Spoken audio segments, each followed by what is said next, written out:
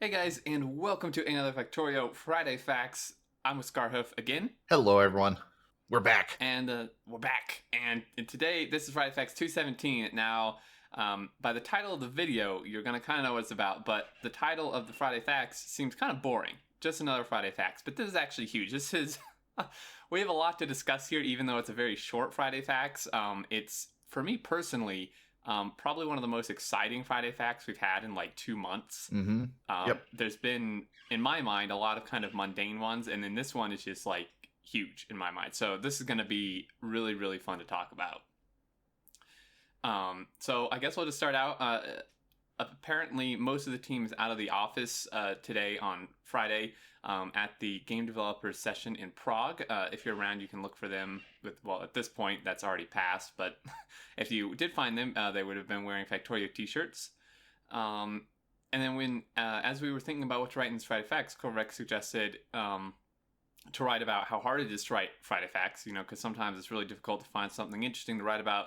Thankfully, we found some short things that we thought you would like. And this first one, our seating delivers again. Yep.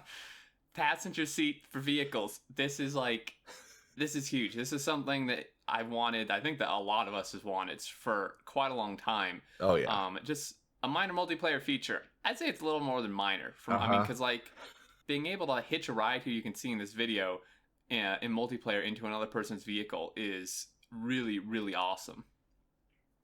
Oh yeah. Yep. Being able to just swing by. Now I'm curious is this just going into the tank or is this going into like other things? Because it Yeah, just I says was passenger curious seat too. for vehicles. Yeah, I would imagine the car as well, but I wonder if it's going to apply for like locomotives and stuff as well. I don't know if that really counts as a vehicle, Yeah. but Who knows? I guess we'll wait and see. But I mean, honestly, if they give it to us for tanks and cars, that's fantastic. Because usually when you have a train, you almost always have multiple cars. yeah, exactly. But yeah, this is just really awesome to be able to hop in when someone else is driving and stuff. It's now they don't show much detail. Like in the video, they show them shooting, but we can't tell if that's our seating, the driver shooting, or if it's the passenger shooting. But it would be cool if the passenger could like control a weapon as well. Yep. Um, That but that's the way I'm we'll have to reading the see. video. Mm-hmm. So we'll see, because I don't actually see any of the I don't see any of the cannon explosions until he hops in the vehicle. That is very true. This I feel like this is gonna result in some hilarious times, like especially knowing me, just like getting run over trying to hop in a Yep. friend's tank or something. Especially in multiplayer too, because you know how laggy that can get with the vehicles. Oh yeah, for sure. But yeah, that'll be really good. And believe it or not, that's actually the small part of this. This next part, I think we both have a bit of ranting to do.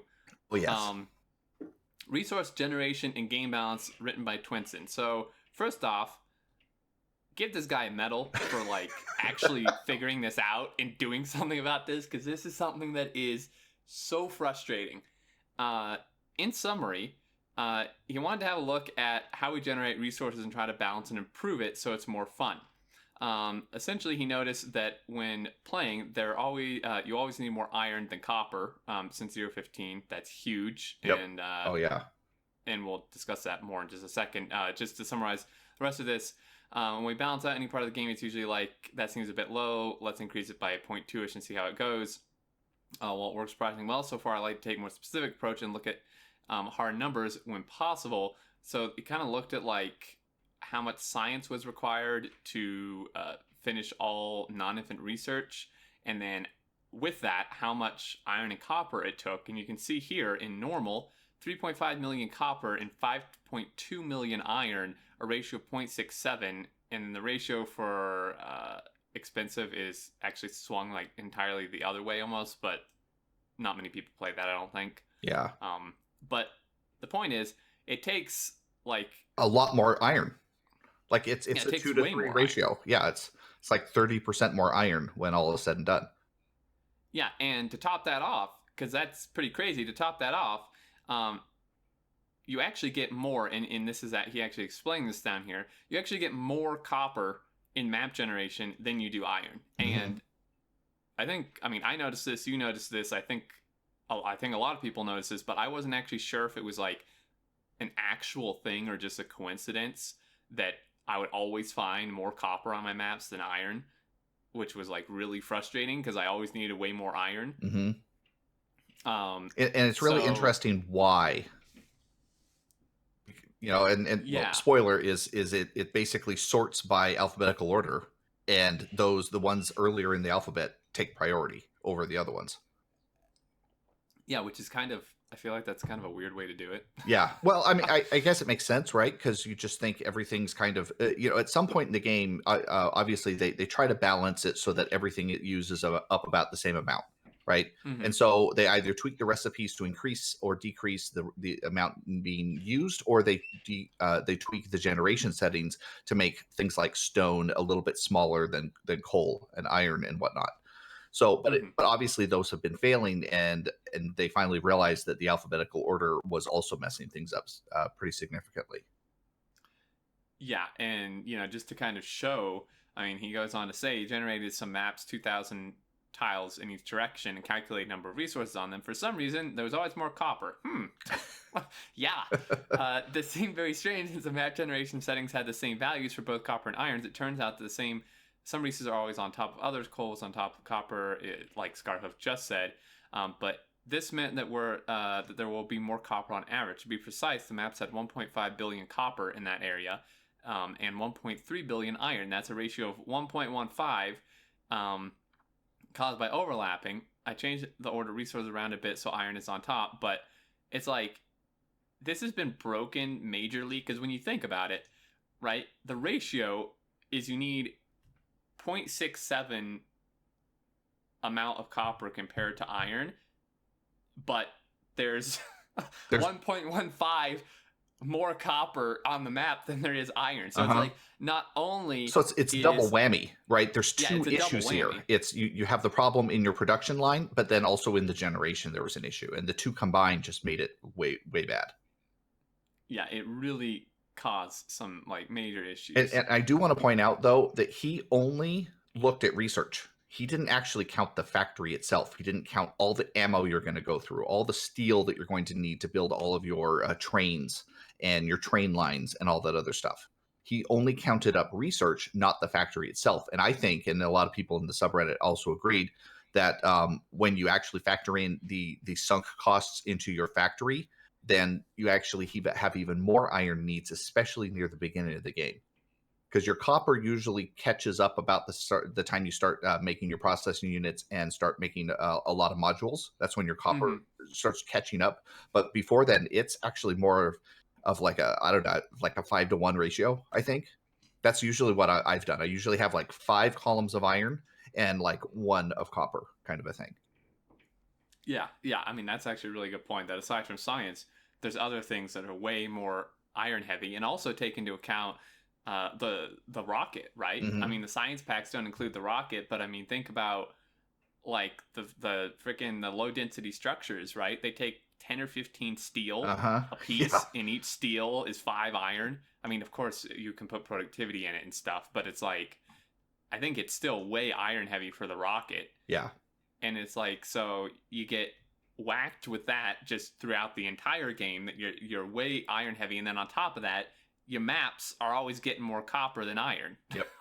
Mostly, always. Which I'm just like, this is why this one was so excited, because it was so exciting because it's like finally, after, I mean, this was really only an issue in 15, the iron heavy stuff. Before that, it was way less iron heavy, like the recipes. But it's like, 15's been out for like 7 months now. Yep. Yeah, this whole year, it's just been this whole year. A source of irritation. Yeah, and then, I mean, the resource generation has been this way like for a long time. Forever, since the last time they tweaked it was a really long time ago. And it's like, finally somebody actually figures this out and looks at it, and it's like, this is actually a really important part of the game, because it makes it a lot less fun to play when you have your factory like chomping down iron, and you search for like 40 minutes and all you find is like 5 copper patches and no iron. Yep. And especially if you just take the defaults, like for a brand new player, would have no idea that this was a problem.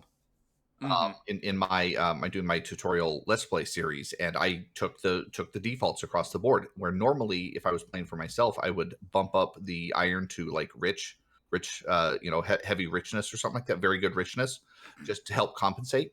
But I didn't, and of course, I like had to expand out 2,000 blocks in every direction, grabbing up every single piece of iron. Meanwhile, I've got something like 7 billion copper just sitting inside my base, not being even tapped. Yeah, So yeah, this is exactly. super super welcome, and I love how they downplay it. It's just kind of like a minor thing, like we'll just let you know about this minor thing that we fixed. No, this is huge. Yeah, this is I don't know. I just like not. I don't want to put like I'm not trying to like I'm not trying to downplay other Friday facts or say like some people are doing better stuff than others. Nothing like that. But it's just interesting, like you said, to observe from like an outside perspective and be like, there's been like these X amounts of long Friday facts and stuff written about like not like just kind of random stuff Hmm. like circuit Code, back end improvements or code, and stuff code like and that. stuff and these ones that they've done like over the several months, and then they just kind of throw this in here like, oh well, we didn't really know what to write for this, so we'll just mention we fixed like a huge issue that's been here for like 8 months. Yep. But yeah, so this is really welcome. And then on top of that, and this is actually really important, and like anti-elites and the speedrunners will really love this. So, well, this not this part I'm about to read, but to balance this out, the plan is to change some recipes in expensive mode, so the required copper to iron ratio is roughly the same in normal and expensive mode, which is interesting. And the map generator settings will be tweaked so it also reflects the ratio. But well, now he says, now some might argue that what's the point of all this? Making things balance does not mean more fun. For example, making the player in the tank overpowered and unbalanced in combat made them way more fun, which I would agree. Yep. But for resources, I believe it's more fun to find value in almost every resource patch you find as you explore instead of, oh, another copper patch. Yeah, Yep. how useless. See, this guy gets it. Uh-huh. He feels our Especially pain. yeah, he understands. Especially if the player assigns the same value to it and has some expectation that they will be balanced. But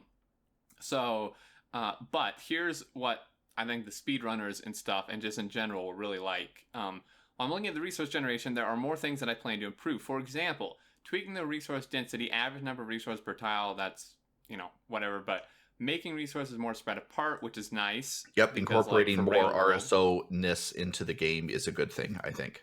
yeah, definitely a good thing. There's a reason so many people use RSO. Mm-hmm. But then this, reworking how the starting area works so that it always contains a predictable amount of resources. This means that every new map is feasible. Yep. Which is again an RSO thing, right? RSO Yeah, always exactly. give you one of everything in the starting zone. Yep. And then on top of that, making sure the starting area is not covered by trees. Thank you. Yes. And this is what like speedrunners like. I don't know like how much you watch like streams or whatever, but Oh yeah, I've watched like some of the speed runs. They're fascinating. yeah, they're definitely like fascinating. But like anti-elites, for example, right? I mean, granted, he's pretty picky, but he literally will spend like 2 hours sometimes just re-rolling maps, Mm-hmm. like hundreds of maps over and over again because they're all crap Yeah. for a speed run, right? Like most of the time they won't have oil, or they'll have like stuff that he like a totally mess up ratio of stuff, or like totally covered in trees that would take 40 minutes to chop down. Yep. And it's like focusing the someone's actually looking at this and gonna plan to hopefully like change it and make these tweaks is actually really huge. Oh yeah. Well, and in the subreddit, people also brought up the idea of, hey, why can't we just have tree generation as part of the map settings, which I fully Yeah. support, because we had that mod that basically filled your entire map with trees like everywhere. I thought that Mm-hmm. would be really cool. I mean, we had that one guy on Reddit where he was just posting constantly, like all of his updates. It was really fascinating to watch and stuff. And so I would love to have settings for some people who don't want to have hardly any trees, because you only need like maybe 50 trees at the beginning of the game and you're Mm-hmm. good for the rest of the game. That's all you need. So Yeah. give us the option to only have like 50 trees somewhere kind of like on the outskirts of the starting zone, so it's easy to get to, maybe a couple right in the center so you don't have to run all the way out to there. And then that's it. And then just give us the option to just turn off trees for the rest of the game. That would be awesome. And then other people could crank it up. So you could go for a very low, like high efficiency, low pollution type of a thing with a million trees everywhere. It would be awesome to have that slider. It would. It would be really, really nice. And I hope that that's something that maybe makes it in at some point. Yep, that would be cool. That would be really, really awesome. So moving down and into optimizations, our seating is like the optimization god. This guy just always delivers with the optimizations. And also something I've noticed is our seating like usually seems to be the one that puts in these really awesome like quality of life things, like just these little features like the writing in the tank and stuff. And there were some in 15, I forget exactly, but where someone was just requesting something that was an awesome quality of life thing, and he's just like, "Oh, okay, it's done in like 10 minutes." But anyway, so when we talk about game performance improvements, is always focus on the entity update time, as that is primarily what determines how fast the game can run.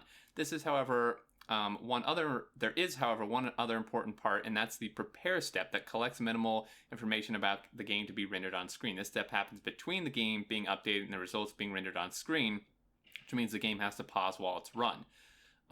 We haven't looked into improving this part of the game for quite some time because it runs in multiple threads and was always been, quote unquote, somewhat quick. Recently, our seating decided to spend some time trying to improve it and found several easy optimizations. The end result being the prepare step now runs roughly 50% faster than it did before, leaving more time for the game logic and entity updates. That's fantastic. I That is cannot wait huge. to load my worlds into Alpha 16 and see how much smoother they run. I think a lot. I think it's going to be a pretty big improvement. Now, I don't know, 50% is a huge optimization regardless, but I don't know, how the prepare step actually is going to affect, noticeable performance. Because, this is, he said this is separate from game update. If it was, a 50% improvement in game update, that would be, off the charts. Massive, but this, I don't know how, he doesn't say, I don't know, how this actually correlates to a noticeable improvement or not, but any improvement, any optimization is an improvement. And 50% is definitely not small. Yep. Well, the way I'm reading this, because he talks about this prepare step is specifically for the game rendering on the screen, right? And remember, when you hit F4 or F5 or whatever to turn on your FPS scale, you have your updates per second and your frames per second. And those two can be totally off. You could have, 40 frames per second while still getting 60 UPS, right? Which means the factory UPS in the background is fine, but your game update, your rendering update for your screen is not cutting it. So maybe this is more of an FPS boost without necessarily affecting the UPS boost. But yeah, that's kind of. But hey, we'll take them both, right? Because like they said, anything less than 60 frames per second is unplayable. Yeah, and I'm thinking. I was talking to someone, Can, in my community, who he said that this may help with like bot swarm lag, maybe. When you walk into a huge bot swarm, you get like a massive FPS drop and such. Yep. Maybe it'd help with stuff like that, which would be great. Yep. Or if you have like a base with like tons and tons of belts everywhere, I found that like when you zoom out, my frames drop. So I tend to zoom in when I'm running past massive amounts of belts. So maybe that'll help in those situations as well. Yeah, which would be really nice. And then lastly, Lua API additions. Essentially, with every major update, they keep improving the Lua API, and 16 is no exception. So our seating pretty much just says here, between large tasks and bug fixing, he's been working on requested Lua API additions. He's been keeping a list, which you can find here. And he's always reading the forums for new requests or changes. So if you can make a valid argument for some new API feature and provided it doesn't negatively impact the game performance when not used, please let us know in the modding interface request form. So that's it. It's short, but it's actually huge at the same time. And really, really good news. Like I said, this is probably the most exciting Friday Facts I've read in several months now. Yeah, I would agree. So yeah, we'd love to hear what you have to say below. If there's stuff with the optimizations that maybe we missed or didn't understand, you can clarify. Leave that down below. Your thoughts in regards to the vehicle passengers, and then also the resource tweaks, which is massive. And if you happen to be a modder, and you have a request for the API, definitely check this out. I am wondering, can we pick up biters? You know how like in Minecraft, you got the boats now where you can pick up your sheep and carry them around on your boat? I wonder if we can pick up biters. I don't think so. But although maybe with a mod, maybe with modders get on that. A modder would be able yeah, to do actually, that. It'd be really cool. Maybe if you drive past a biter, the biter actually has the ability to hop in and attack you on the inside. That would be a kind of a cool technique for one of those like more hardcore mods. Yeah, that would be crazy. Yeah, come on, modders. All right, I think that's gonna do it. Do you have any other thoughts? Nope. All right. We're going to call it, guys. Leave your thoughts down below. Thanks so much for watching. Hope you enjoyed. I really look forward to these optimizations and resource improvements and stuff. But until next time, we will see you later. Bye-bye.